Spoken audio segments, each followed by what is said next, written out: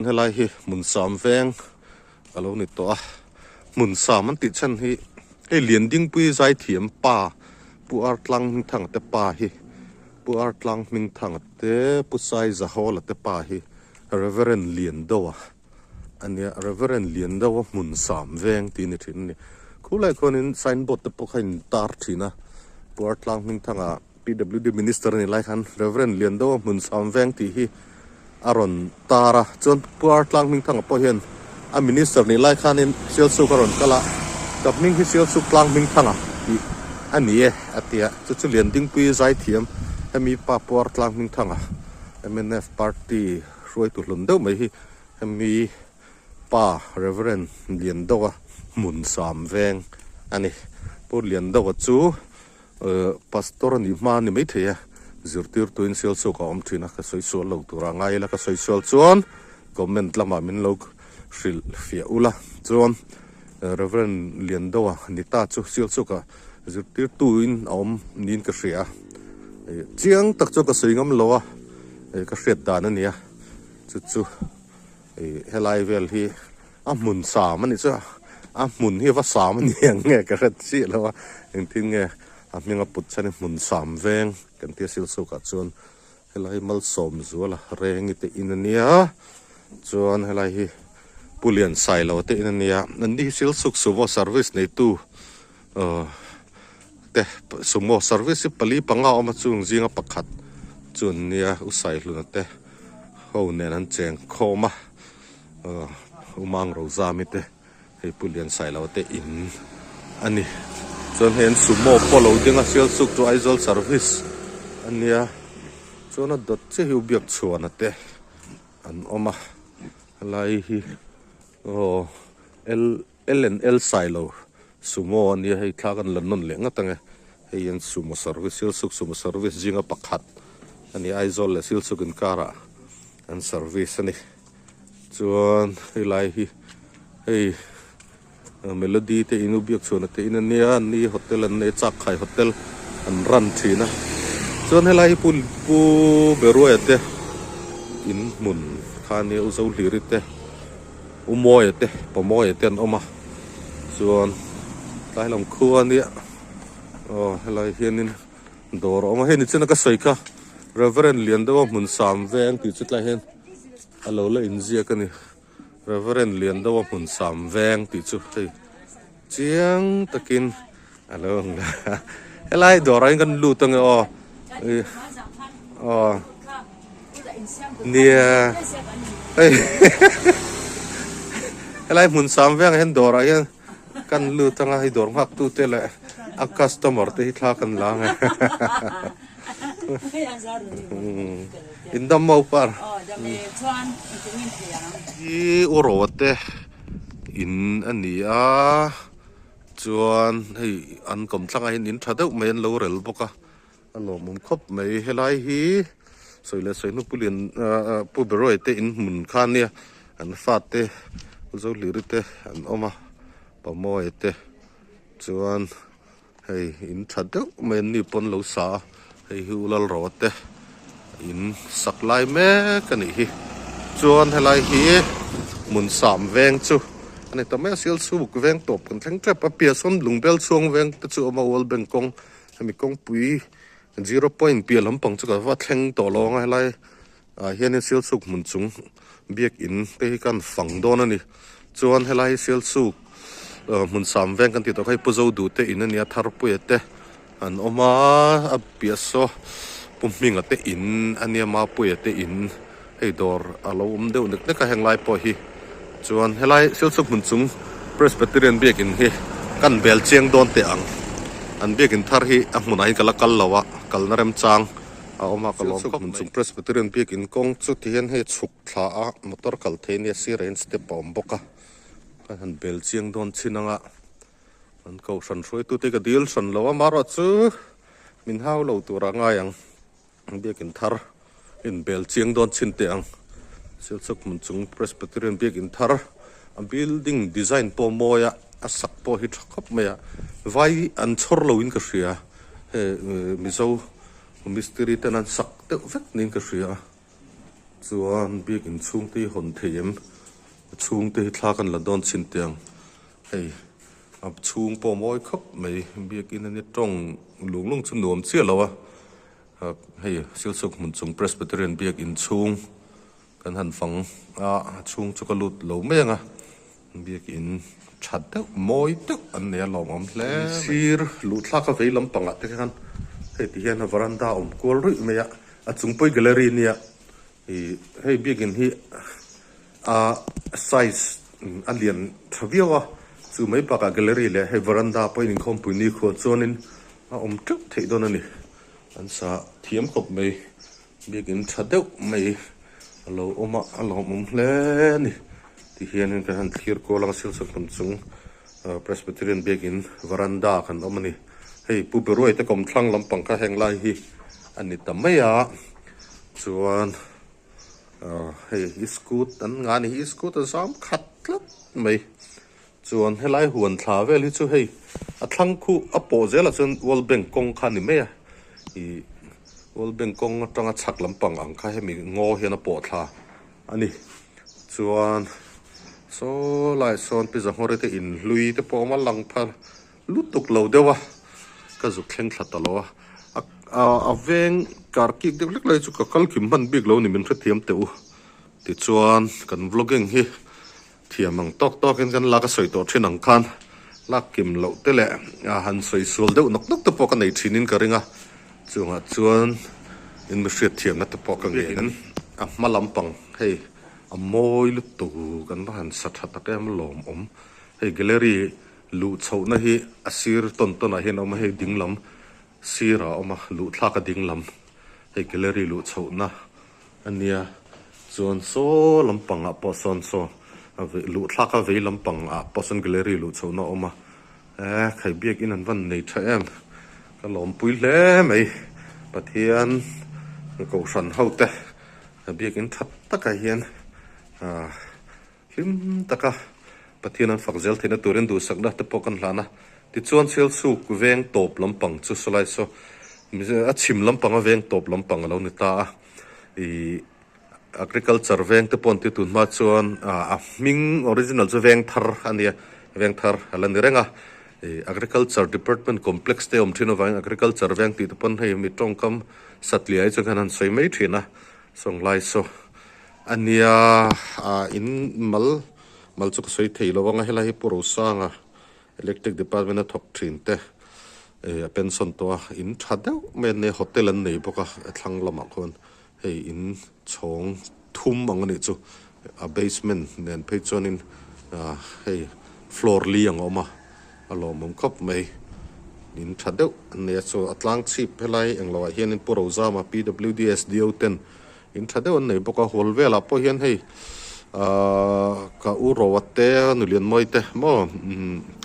a thlang hui sangi te ni a ka soi seng lo u choi te ho te hamong lama khon an oma khu lampang khu chu a thlang khu chu World Bank kong ani deuh to meya Sialsuk Hmunsam Presbyterian Biak In veranda tangin Vengthar lampang kan han thlir ko la hei middle school 2 Sialsuk middle school 2 po so lai son oma ka wathlen phei man chon thla kan langa achaka ken agriculture rest house oma agriculture department ho rest house ama ka video then khata po khan tlanga tanga achuk zong ka lak ta po kha om mi thei chung te chu ni a heng lai hi Sialsuk Vengthar vel roman Biak In alo en kola alo om fu lo mai min hon saka west street te hi kan la kwal don ne Sialsuk Hmunsam Presbyterian Biak In Thar hi hei west street te po achang tlung la mai alo mom tak taka chung hi committee room mo committee room tur ania he a chung te po committee room thadeu mai alo oma van lom om urama hi kan unia Biak In en kol tua an lo manga hei committee room thalutuk mai helai hen alo omani hi Sialsuk Hmunsam Presbyterian ko sante Biak In thalutuk an nei hi kalom pui hle mai alom om tak zu ti hian veranda ka chuk lang Hmunsam veng atangin Vengthar kan pan phei le dona hei tractor te lo oma chuan helai hin dawr alo boka helai phei hi Hmunsam veng chin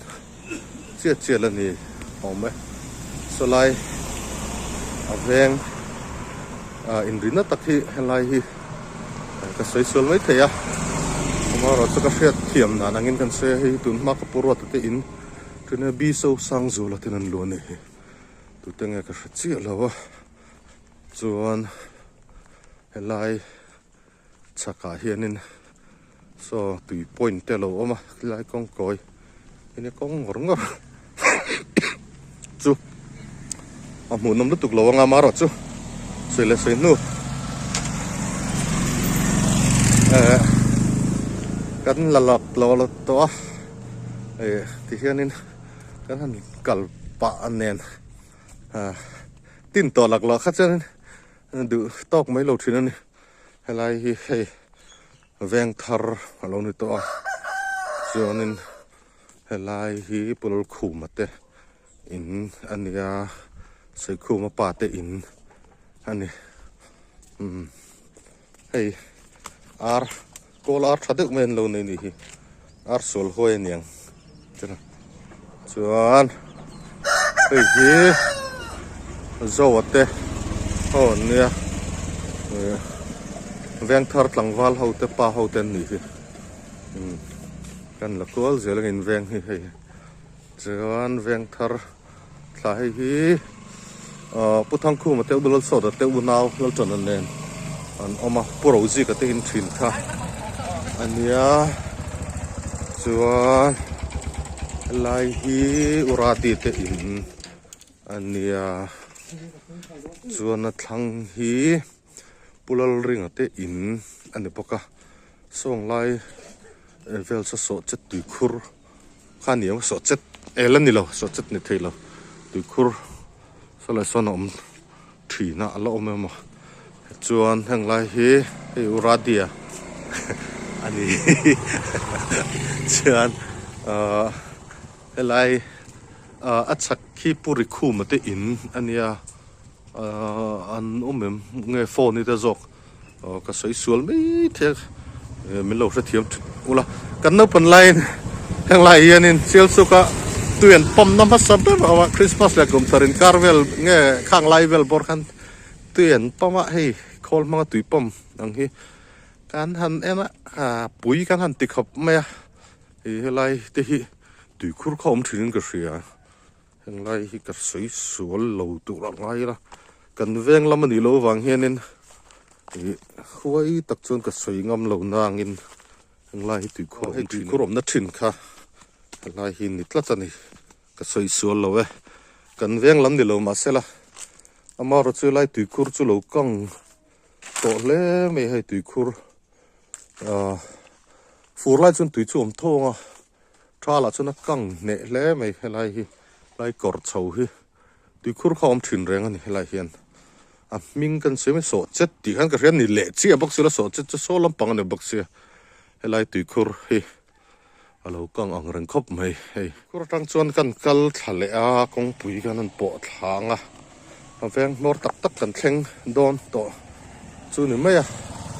Sialsuk mar lampang chim lampanga veng ton tir lampang ani to heng lai hi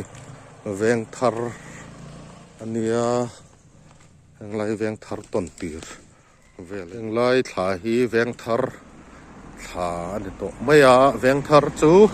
Sialsuka 0 sak lampang atanga veng chim lampang Sialsuk chim lampang a veng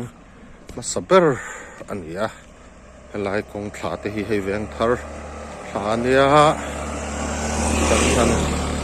phang thave ta zel chun nia ai eng ten lo siam ani hi ai eng chi tu ro mi ai eng van nei thave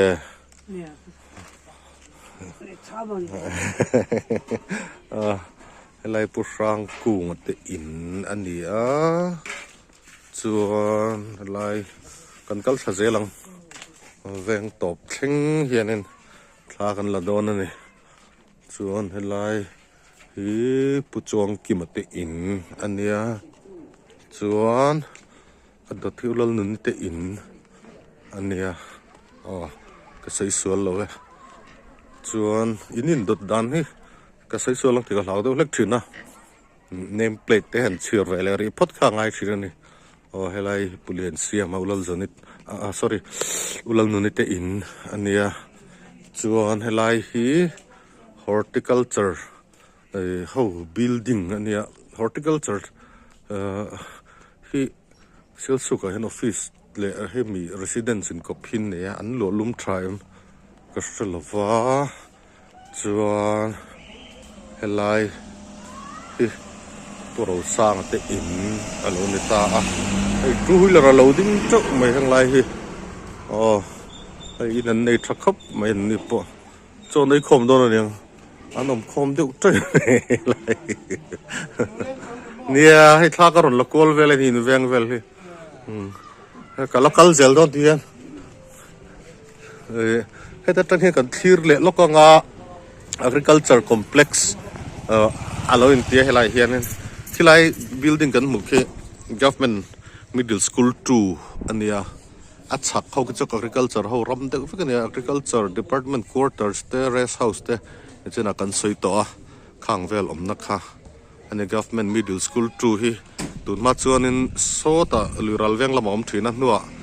primary school 2 nen combine he chumi nuwa he ta hina in son chhota e helama hin primary school 2 sorry middle school 2 chu omani hey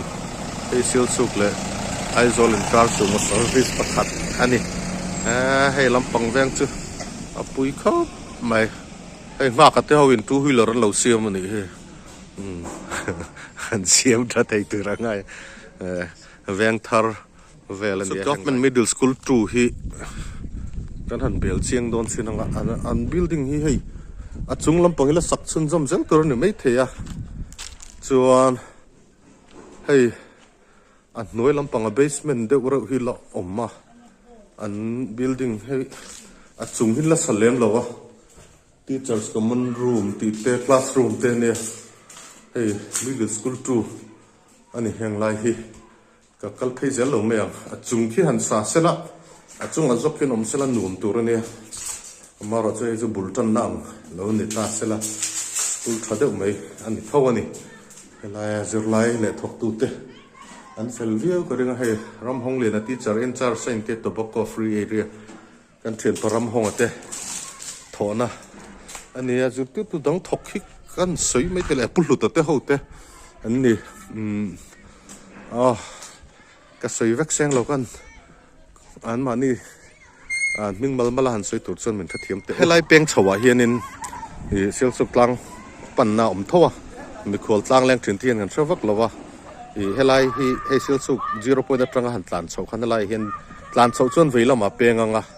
helai peng chho hei cement an zut kong chho an chhun cement chhun kong chho a hianin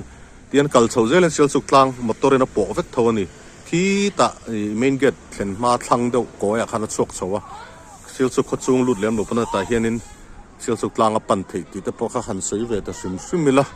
chuan heng lai vel bor hi han lak chuan kal kual zel hi ngaya alang kim lowang ti te po hloma Vengthar vel bor ania agriculture department ram ani te factor rest house ki chu kan thleng chu lo bayang rest house tak khi chu athalak ang zong ti chun ka nga ma se video in kan nei mo ama khanin video ka siam ma sak ka channel a hianin da ka nei ten ka sia ka sol mai theya en tur op tho ka re hei middle school 2 chung vel chu ni helai chung zol hian sale thei sela school nuam tak tur ani hi chuan hei Vengthar kan thleng tareng mai chu ne Sialsuk Vengthar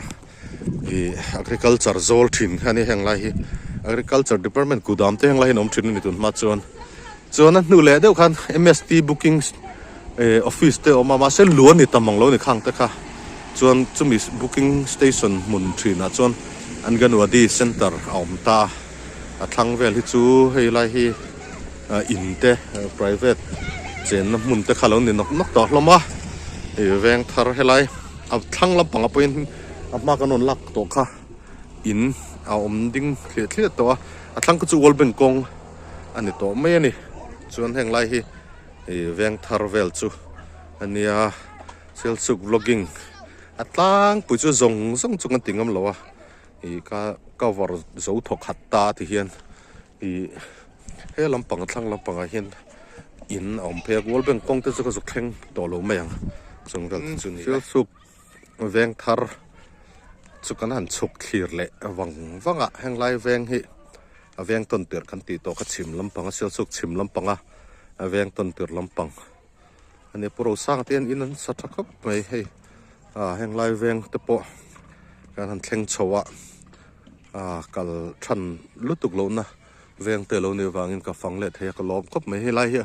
agriculture department quarter thini tunma chan helai AEO agriculture extension officer quarter thrinania AEO te khan lo mem ka lawa kan ti au hani che chuan helai hi rest house pan chona nia rest house ka kal lawang ka ti zeta dar zat kan ena kala kal man don ka ria ka han kal thale tiang agriculture department rest house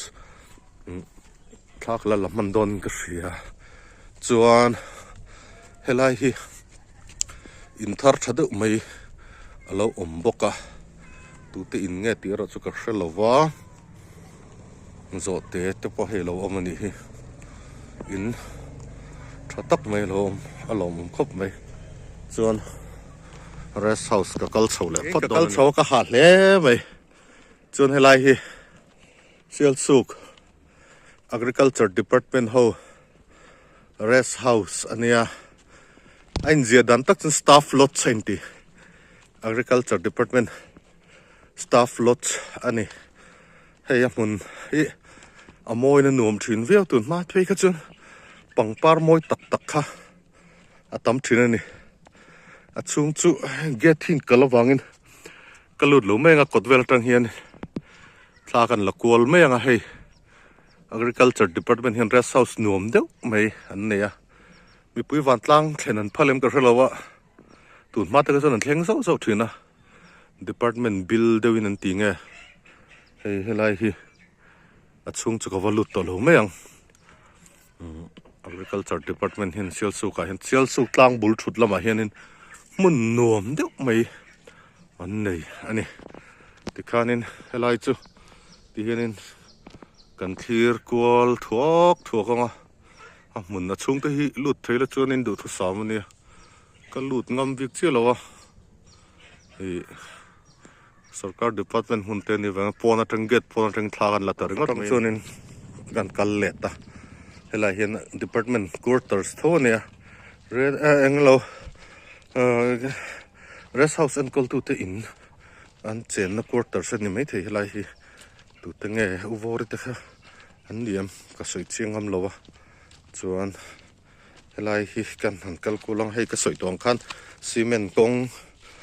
chhun tha deuh mai oma helai hian Sialsuk tlang pan chhona kong oma ko chunga lut kher lo hian china ka soi tong han lai tang hian tlang hi pan chho ve thei bokani culture department rest house chu hei chaklam atangin kalut ngam chi asilowa kan han thlir kual vele thuk anga hei in hi a in zong chun a bok te teng deuh chun timeng pakhat pahni pathum pali chambar pali amani che helai mun hi agriculture department mun ania helai phei hi so chet tu khur kong phei vel khan yang hei lai te lovin honga so lai te so avan nuam mel ve thut na mun nuam mel de om helai phei te hi tin nge heng lai te hi mun avan nuam mel ve kan kal phei chin te ang rest house chak ani Sialsuk tlang bul thut ani to heng lai hi Sialsuk tlang ne na in zom chho vek to de heng lai chho hi chu so chet tu khur kong khan yem helai hi ko chiang chia lo helai hen hei thut na mun nuam deuh men lo siam ni hi tu te siam nge department ho siam hi nge mani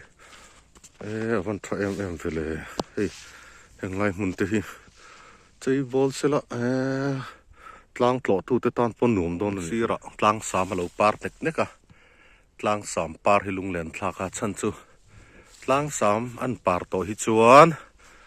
classic alo nia Christmas a hnai to kan pe thina hi kum thar nu apalo la parvul ta sakhop mai tlang sam hi medicinal plant thado ni bokan tia kan no pan lai chuanin kan han ti ve khang lang zelang no pan lai hi an na te hi pem kan han ne kan nuai sok soka kan han nuai atui kan han sora pema khanin kan bel ve mi meni antiseptic thalutuk ni khan kan ria scientific and proof and karelawa kan mang tangkai ve thei viu ni Horticulture rest house chaga hian thut khom na thalutuk men lucium ni hi chuan helai Sialsuk tlang pan pheina kong ani zela khi a chak khian thlir chhola tlang chu ni to me helai kong phi eka tan ngen man kong hi lo boxia hian kong e po le o ka hre sualim tinga to pa so na ka wathling phei chin rest house chaka kong kal phei zel khan ka phei ver ngota kong chu lo to pe lai so chet lui chho velania kham noi phei an tan don ne chu velai thlang lampang alang lo chin thlang lampang he chu kham noi phei nia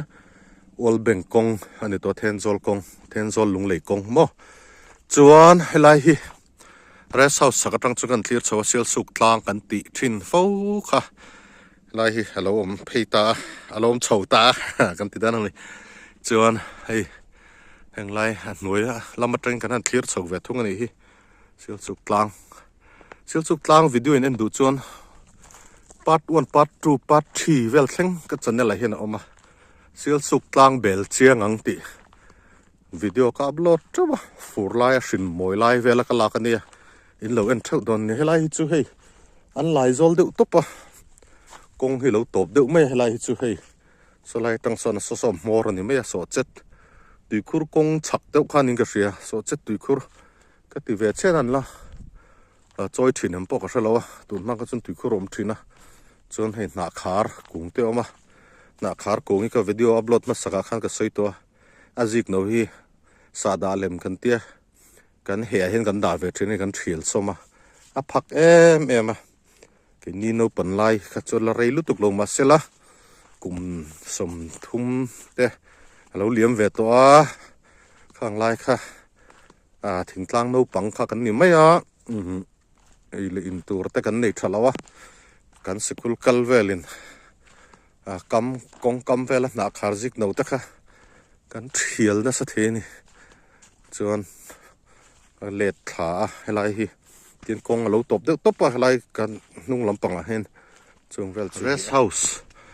chak kong a chung ka kal phei zela khi lai chaka te pokhian khi in thadeu mai alo thar tilan na rei to im ka shelo tun nu ka ho ka mu ne helai thlang ate poin hei in thadeu mai alo omani Vengthar lu lampang ani helai hi agriculture rest house chak kong ka kala hei in thadeu alo oma alom khop mai chuan helai phei Vengthar lu lampang ani a heng lai hi nuai lampang zon kan han thlir le khu Vengthar lampang kha alo ni le ta sumo tlan me kan ni khu hei Sialsuk Vengthar po hei mu num khop mai ti hianin chuk zon kan han thlir ani hitlang lampang atangin ke kal ngang kania ka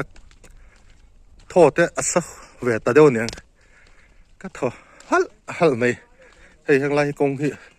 an lo siam tha khop mai so lai so Hmunsam te in ania helai hi Sialsuk tlang pan na kong ania hei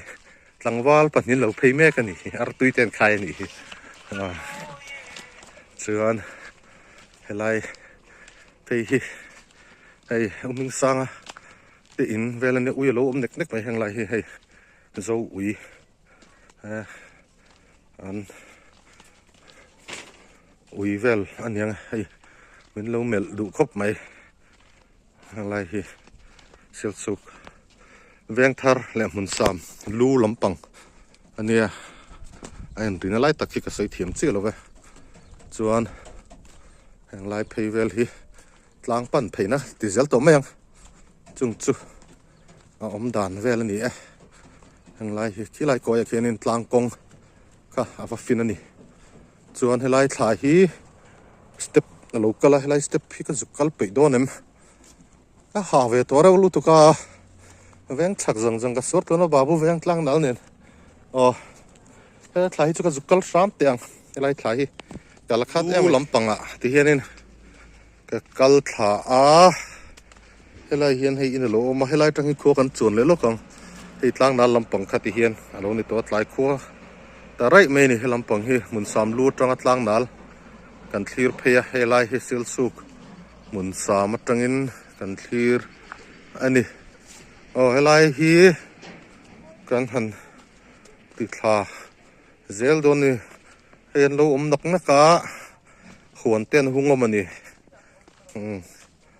Hmunsam veng lu lampang ani helai hi hei hi tu tenge hi an mel ten ti lang don em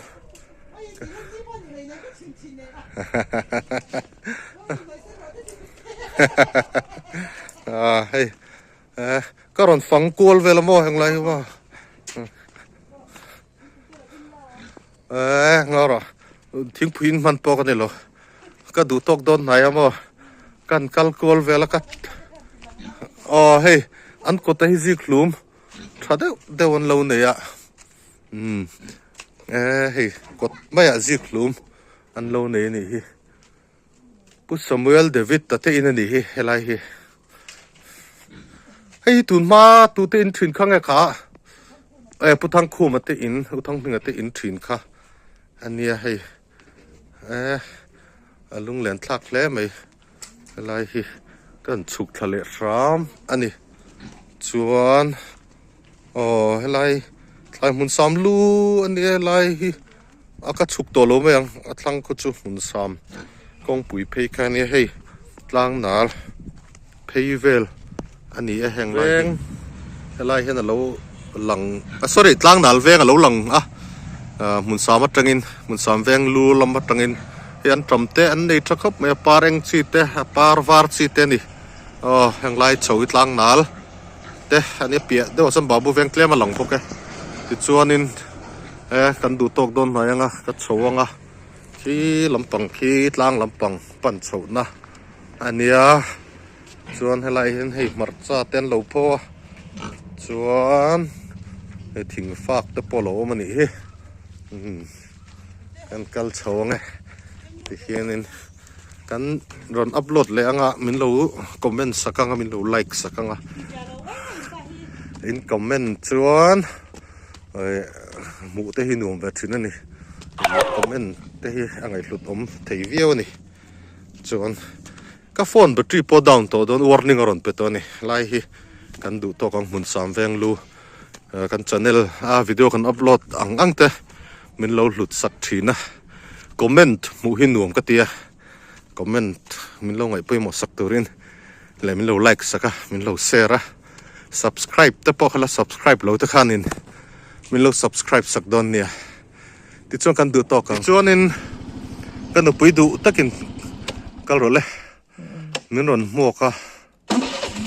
ken ka kal thui lu to ka min lo mo min ron lam mai te ka tia helai hi ni chena kan sei kong pui kal role ina ava po phe ne a chaklam su tlang pan na ania he lampang hi ko chung lampang kan chuk thladon ani Tlangnal lu ati hian kan oma kan vlog thlave don ani helai Sialsuk tlang pan na ania Tlangnal aveng lu lampang ani ka battery hi 8% vel chi om to ni chanu pum do tho thalak nan ka manga ka phone battery na dai tamam lo helai thai hi Tlangnal veng lu ni Sialsuk tlang pan chho na konga chuk zong in kan tlan thla ni chu ei tlong ate in rozola te in pathan mo ate in kan tlan pela zuan hei kan nu hi tlan chak thei sia pot se kan han vlog zoi นี่ร้านปลาฟล็อกกันเนี่ยส่วนปลาบูเวงกูดามผมน่าปลาบูเวงโซลกันเข่งเพลเลต้าส่วนกันอะไรปลาบูเวงก่อนอันนี้อะไรดึงลำปังให้ตั้งหนาลปันเพนันเนี่ยเอาไว้ลำปังให้แวงชักลำปังปันทักนะอันนี้อะไรมาบูแวงก่อนอันนี้ก็วิดีโอแบตเตอรี่ให้เราอุดเตะปวดนิ่งรอนเตะทำไมเฮียนินแวงชักเวลบอร์กันชุดจงนินกันหลังสักเลต้าอันนี้หลังปลาหลักอันนี้ริหุมุไม่ทีนี่เอาวิดีโอซาวด์ทิ้งเงี้ยผมโดนก็เชลวะไล่แวงชักขาเวลเนี่ยแบตเตอรี่นั่นได้โดนเราก็ดูตรงเลยไงแต่เรียกมันหลงคือแบตเตอรี่ส่วนแวงชักกันร้านนี้ให้ฟอนกิ้งร้านนี้จะดูไม่เทนี่หมูหาทักเล็ดไม่เทนี่ที่ยังกันดูโตกังเลย